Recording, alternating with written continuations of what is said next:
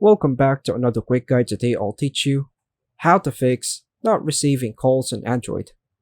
If you're not receiving calls on your Android device, there could be several causes, including network issues, settings misconfigurations, or software glitches.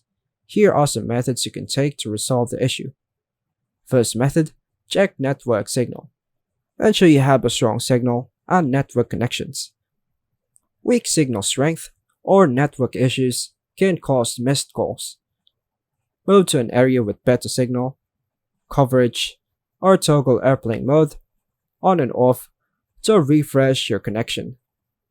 Go to Settings, Connections, Mobile Network, and make sure your network SIM card provider is selected by toggling it on. Another method, turn off airplane mode. If airplane mode is enabled, it disables all incoming and outgoing calls.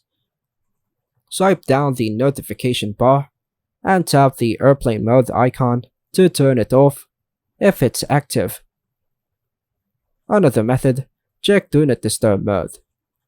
Do Not Disturb mode silences all calls unless you've allowed certain contacts to bypass it. Go to the settings, Sound and Vibrations, Do Not Disturb, and turn it off. Another method, reset network settings. If there's a network misconfigurations, resetting your network settings can help.